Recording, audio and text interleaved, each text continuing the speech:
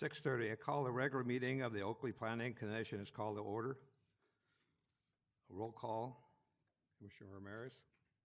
Here. Here. Commissioner Craig. Here. I'm Commissioner Price. Present Chair Chuco and Verdes are absent tonight. This time we'll rise and pledge allegiance to the flag. Jimmy?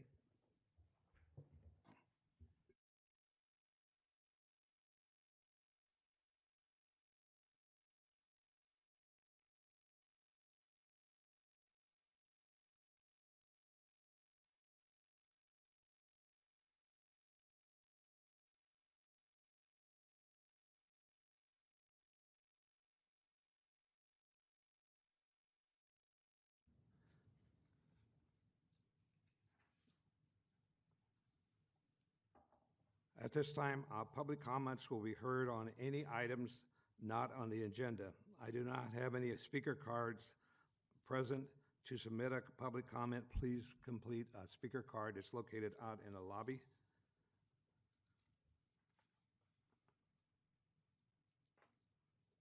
The time limit to speak to the items on the agenda is 3 minutes. The time limit is monitored by a timer located in the front chair's seat.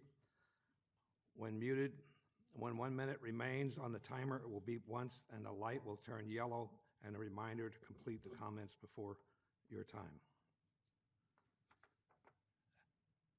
No comment. At this point, we move to the consent calendar.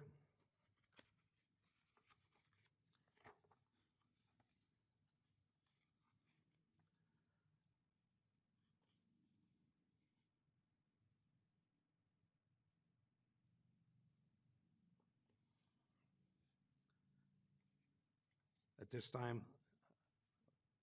if there's no discussion, would someone like to make a motion to approve the consent calendar? I'll motion to approve the consent calendar. Second. All those in favor? Aye. Aye. Aye. Reports from staff members? Yes, sir. Good evening, Commissioners Price, Ramirez, and Krieg, members of the community. I have two announcements to make. One is just a reminder that the November Planning Commission meeting will be held on November 19th, the third Tuesday of the month, rather than the normal first Tuesday of the month, the 5th. And that is because of Election Day, so we want to try to avoid any conflicts there with folks that may want to make in-person votes on that evening. The second announcement is to let the commission and the community know that as of this morning, MDRR set out an announcement for a residential community cleanup. It's a very popular benefit that they provide the citizens of Oakley, and that is for a free drop-off for Oakley residents. That's usually about one pickup truck full, and they do require that you register prior to visiting. You can register at mdrr.com. That's mdrr.com. The event will be held October 12th from 8 a.m. to 12 noon. And the event will be located where it has been located in previous years, 5400 Neroli Road. It's the large parcel on the southeast corner of Neroli Road and Main Street. There are some limitations to what can be brought to the facility, and as an example of what may not be brought would be any sort of household hazardous waste, e-waste, batteries, or construction debris. Their website contains more information. Thank you, and those are all the reports I have.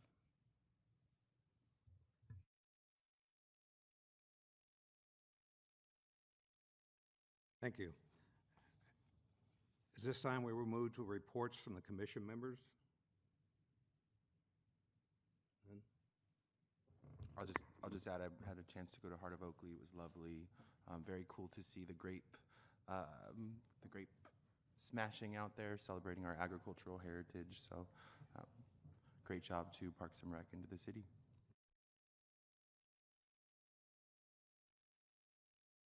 have a report from the Transplant Committee. They had a presentation on State Route 239.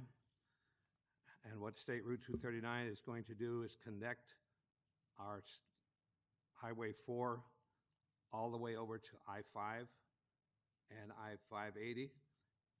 So what this is it's in the planning stage right now.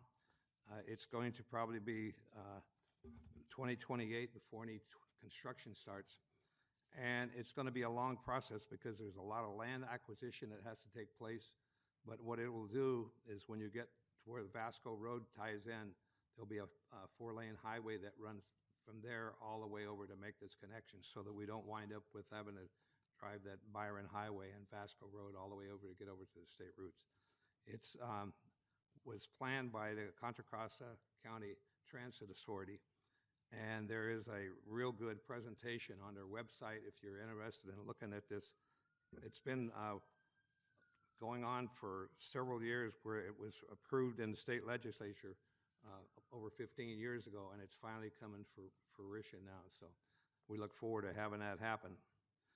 Also, they're looking at adding bike lanes from Port Chicago Highway to Willow Pass. At this time, if you're going west on Highway 4 and you're riding a bicycle, you have to get on the freeway and ride from Port Chicago Highway and to Willow Pass. So it'll be a connection there for that.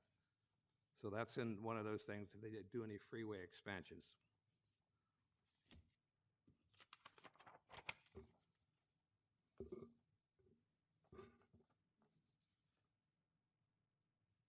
At this time, we will move to 7.1, work session. Staff will make a presentation, please. Yes, thank you so much, Commissioners. Give me one moment to get that presentation loaded up. Thank you for your patience.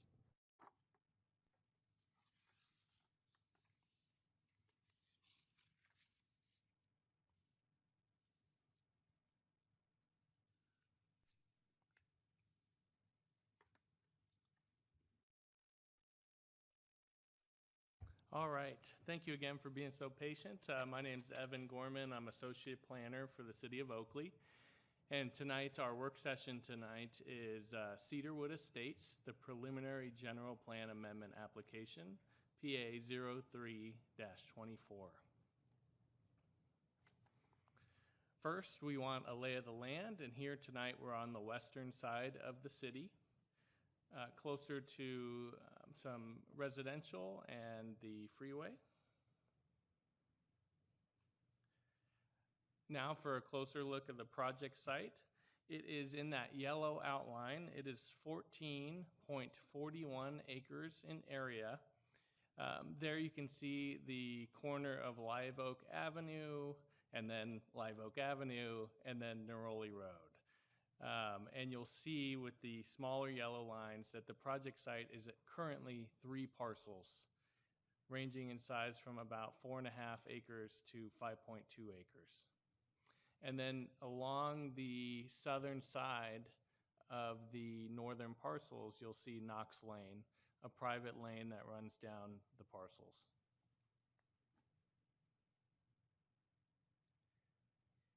Here is a similar view, but with the zoning map. So over on the right-hand side, you'll see the commercial properties, and you'll see the yellow are the smaller lot, more dense neighborhoods. Those are P1, those are planned unit development, so custom zoning to make these neighborhoods happen. Then this project site is kind of in the middle of a transition area. So it's currently zoned R12, single family residential, 12,000 square feet minimum lot size. Then you have R15, so larger lots, single family residential, 15,000 square foot minimum lot size. And you have those 2 agricultural properties there along Knox Lane. And so here, just to give you an idea of the land uses going on at the moment.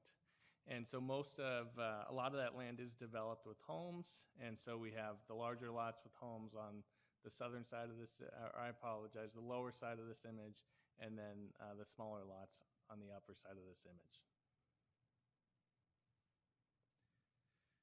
Now, tonight we're looking at a work session request. Why a work session? A preliminary work session offers a chance for feedback and community involvement. Because this is a work session, city staff have not conducted a typical review of the conceptual plans. The goal is to get it to the commissions quickly for a lower expense than the actual general plan amendment, so we can get feedback on it, because as soon as you go into an application process, there's extensive studies involved, and so this is just getting preliminary feedback.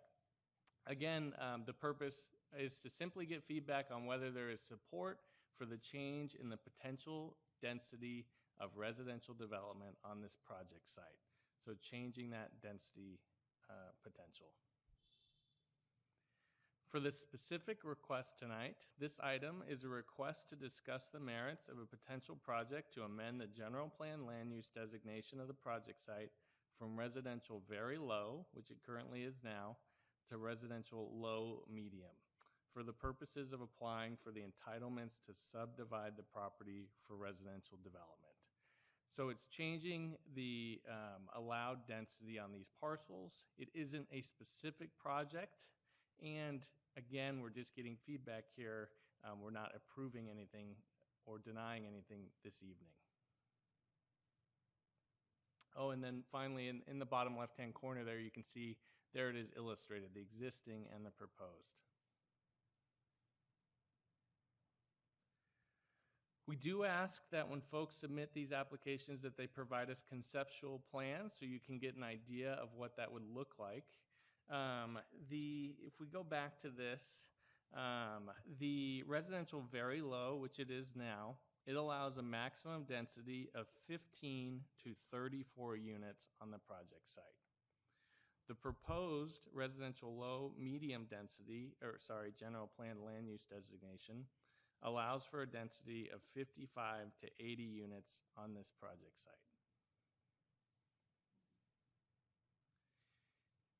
Here, the applicant has submitted a vesting tentative map as the conceptual plan. It has 60 lots. The plan shows those 60 lots ranging from between 6,100 square feet approximately to approximately 10,000 square feet. The conceptual plan includes 3 additional parcels which we typically see used as drainage facilities. The density of this plan is 4.16 dwelling units per gross acre, and it is important to note that this plan is preliminary. Should they one day get approval for this general plan land use amendment, they don't have to go with this plan. It's just their conceptual plan at this time. All right, with every application, we like to provide a staff analysis where we can. We find that when evaluating amendments to the general plan's land use designations, it's important to conduct a comparative review of the land uses and designations of adjacent properties. As development progresses and land use,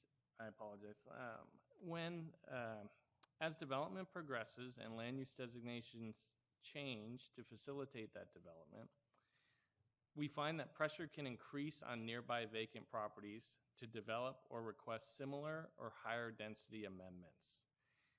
We find that it's important to consider the broader implications of such amendments on surrounding properties and their potential to set precedents for other areas. This would potentially leading to more amendment requests.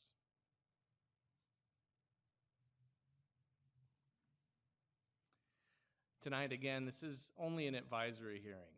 There is no process to approve a project because of this work session.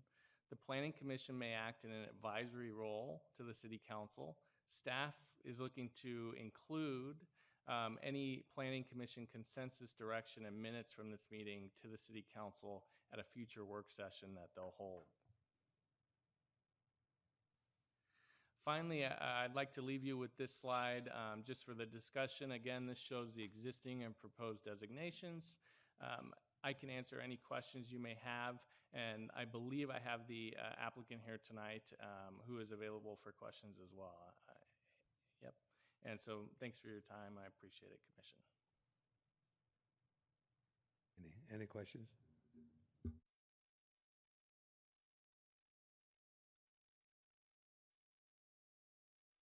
I have more questions for the applicant, just talking through the other plan, but if we want to stick on this slide, if anyone has questions on this slide. I just have a question, I want to hear comments and questions and so on first. I just have a bigger picture kind of question. Commissioner Ramirez, you said you had a question on a particular slide? Yeah, so if we can go back to the slide yes, this one, thank you. I'm curious, just some questions around, I think there's a tree line in the top eastern side of the project. There's a tree line, if the applicant can discuss that, if the applicant's here. And then I was also curious about recreational park space, and I know you mentioned drainage. If that could be spoken through, that'd be really helpful. Thank you for being here. No, thank you. Thank you for letting me speak on this item. Evan, I appreciate the presentation. My name is Louis Parsons. I'm with Discovery Builders. I'll specifically answer your question, Chair, Planning Commissioner Ramirez, related to the tree line. There are trees around the, I guess that's the north and northeast perimeter. I would assume those trees, going through a future entitlement process with the city and regrading that site. I presume most of those trees would be removed as part of that process, but then there'd be sort of a mitigation plan for that replanting. I do know those are the eucalyptus trees they're not the best to deal with, and so I think through an overall development of that site, I would presume with the grading and development, those trees would be removed, and then there would be a mitigation tree replanting plan. And then as far as drainage, those areas that are not allocated as numbered lots, the plan is to have our water quality basins that you have. So those aren't for public recreation. We have done things where we've been able to utilize those water basins and things and put sort of a passive use around them. With this preliminary plan, we haven't proposed doing a park dedication, but again, that would be some sort of back and forth process with staff if they wanted us to incorporate a park or pay fees or do the combination of both. And then just sort of how we got here. I think Evan covered everything really well. We've looked at this. We've owned this land for a long time. What we've actually done a lot of the development surrounding the property to the north and to the east. And when we looked at these pieces of land that we had, we were going, okay, well, what would bring this consistent with what we'd done historically? And so when we look at the land use designation that we've proposed, and we fully understand that's city's discretion to approve or amend the general plan land use designation, we looked at doing a lotting plan that would be similar lot size wise and accommodate similar houses that you see to the north and to the east of the site. And then when we looked at our previous layout, we had the road going through. There's various constraints as far as infrastructure, and so we've kind of retooled the circulation plan. We have an EVA going out to the east. We also, if those other parcels, those 3 or 4 parcels, are ever developed in the future, we were planning to just have a road stub to that, so you could continue a development pattern. But yeah, I mean, we were at previously the very low density. Over the years, it just hasn't made a lot of sense to us. Market-wise, we've looked at this. We've revisited it a few times, outlined in the staff report. And, at this juncture, we're trying to, we own the asset. It's not optioned. We own it completely. And we're figuring out what we can do, from a business planning standpoint. And so this is just a proposal to gauge city input, your input, and then, deciding what ultimately is the configuration that the city will allow in this, understanding that it is truly up to the city what they want to see, what density they want to see, and how they want this developed. So this is, again, preliminary, a concept we're showing. Our logic is to continue a similar development pattern that you see surrounding the site to the north and to the east. But yeah, I'm here to answer any other questions, and really appreciate Evan's thorough presentation and here to listen to the community, listen to the Planning Commission, and really appreciate this opportunity. What happened to the original plan that you had submitted for 34 houses? That entitlement expired. So why didn't you just re-up that one? Because we've done a ton of analysis, and we don't think that plan is viable economically.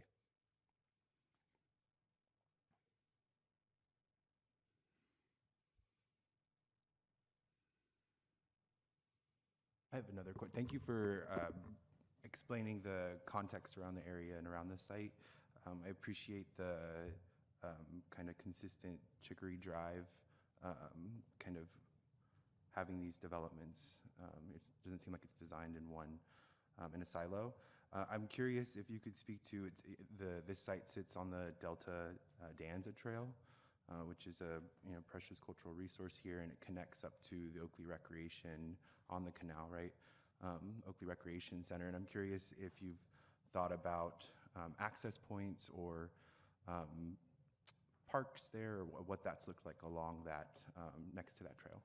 We know from our development, considering we've done most of the development nearby, what a great attribute that is. And so we haven't looked at sort of off-site connections or what sort of augmentation we could do, but that's certainly something we could consider and work with city staff on.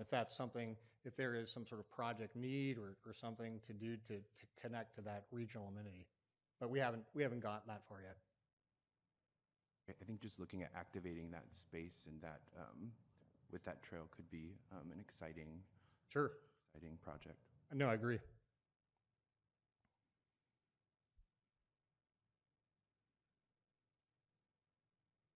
All right. Thank you.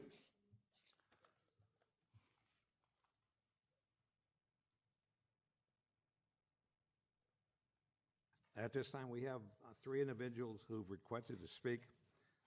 There is a 3-minute time limit for speaking. Please come up to the front of the, and at the microphone and push the button. I'm going to call on you by name. First one is Shannon Lopez.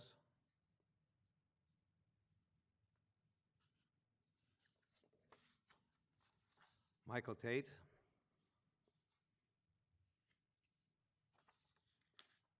Push something?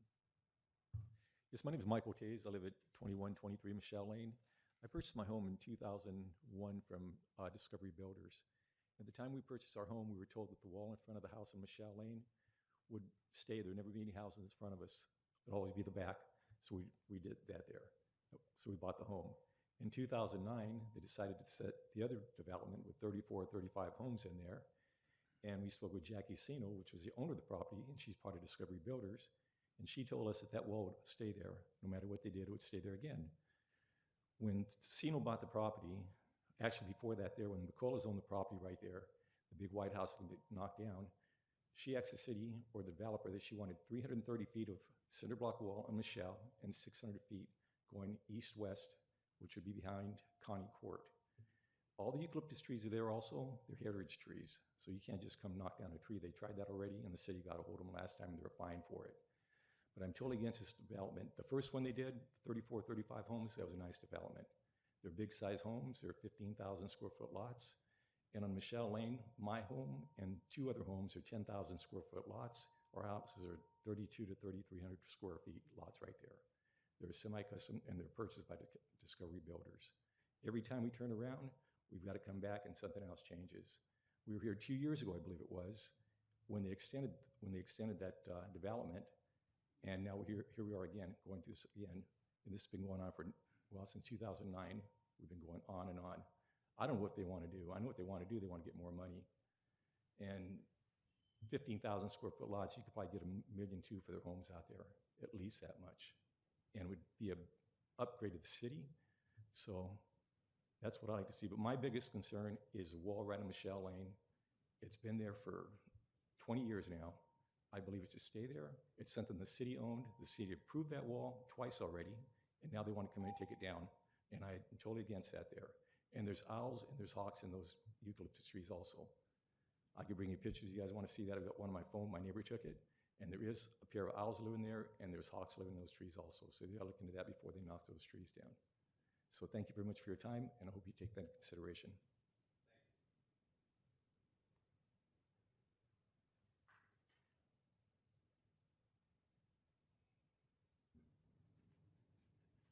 Julie Fierros.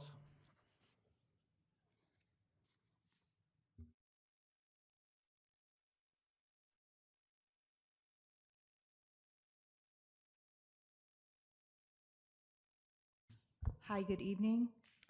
My name is Julie Fierros. I live at 2401 Knox Lane. My husband and I own 2 one-acre parcels on Knox Lane. As you can see by the thick binder, this project has been going on since 2007. So it's been hanging over our heads for 17 years now. That's when Sino purchased the property and proceeded to come in, and they cut down 164 trees with no permit. They were fined. Since the tentative map expired, you can predict that they were going to come back and ask for higher density. They already have 2 years ago, and that was denied by the city council. Now they're coming in again to rezone and ask for higher density. Let's see. And they also want to double the amount of homes practically that they proposed the first time. They wanted 34 homes, now they want 60. That's a very small road, Knox Lane, and I can't even imagine the type of traffic that that's going to create. Right now we have 5 homes on our street. Can you imagine 60 plus homes? It would be ridiculous. There is a market for larger lot homes. Look at Neroli Estates. Those are half-acre parcels, and they are almost sold out. And those homes went for over $1.2 million.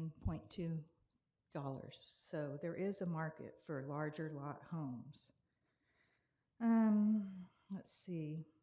We moved to our property to preserve a little bit of country and quiet, and that's since gone by the wayside with the building of the Highway 4 bypass and the on-ramps. We've been able to wrap our heads around the 34 homes that they proposed, but now we have to turn around and wrap our heads around 60 houses. Why do the residents always have to compromise and never the developer? Therefore, I am respectfully requesting that the zoning change requested by Discovery Builders be denied. Thank you. Thank you.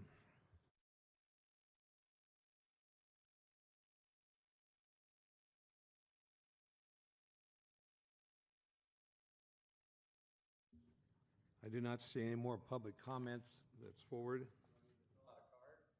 Yes, they're out in the hallway. We'll give you a couple minutes.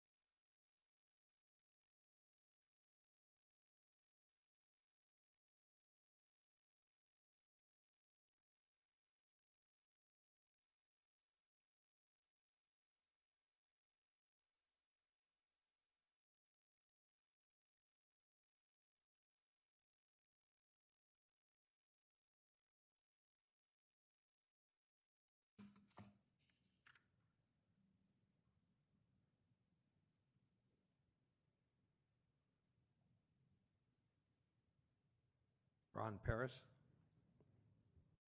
I just pushed, oh, it's on. Yes, I live, my name is Ron Paris. I live at 19 Layla Court. Been there for 15 years. We've been living with this project and its concept of 34 homes and support the 34 homes if that's what they plan on using that parcel for. We went through numerous workshops and working with Jackie Sino and staff to try to come up with a solution that made sense and matched the zoning that surrounded the property. We haven't really mentioned Quail Glen, which is right next to it, which is also a Discovery Builders project. And the zoning, I believe, is similar zoning. Quail Glen is R15. We had discussed that they were going to build something similar to that project that's on Quail Glen. The market is very good for larger homes like that.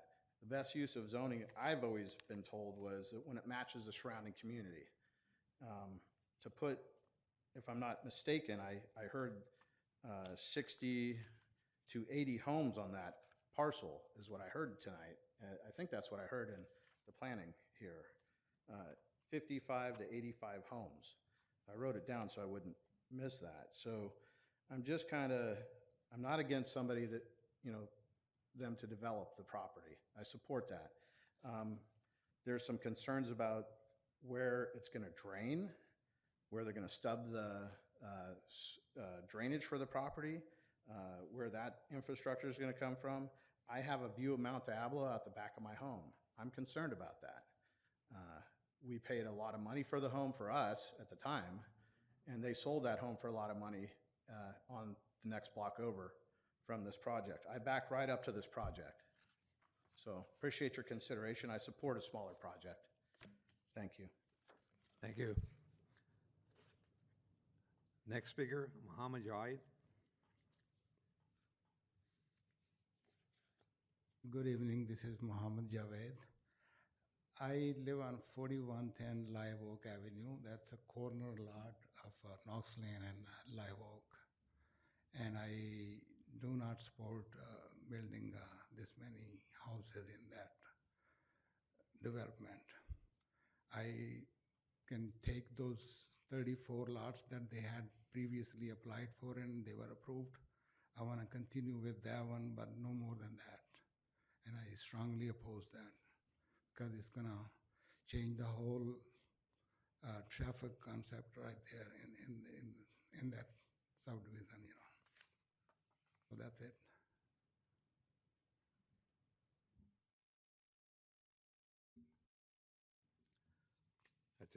At this time, we don't have any more public comments. We do have some comments that were entered electronically. Those will be entered into the record to be forwarded to the city council. And I'll call on the commissioners if you have any comments on this project. Well, the big concern I have is I'm not seeing how making a change to the general plan as it's presented to us in the existing would benefit the residents of Oakley. I'm not seeing a benefit to doing this. So that's my comment.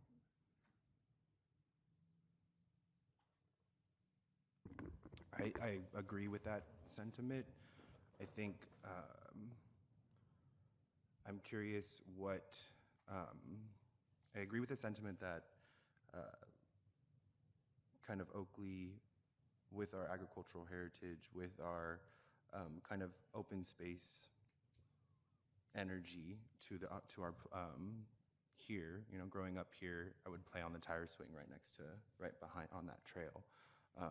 And I wonder how, because I know there is a vested interest in density. I know that some designs are looking at what do ADUs or in-law units in the back of homes look like. And so I wonder what larger lot sizes that are at that 30 range, what does that look like in home? That, we see density, but we also see larger lot sizes.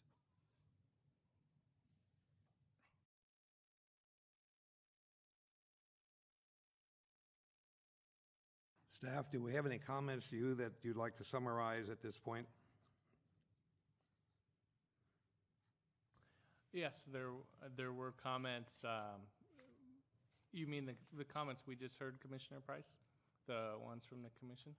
Yes, I was hearing a question of the benefit to the community, and then a question on what lot sizes would be best for development. Yes. Thank you for the chance, Commissioner Price. Since no further action is required by this commission, this meeting is adjourned.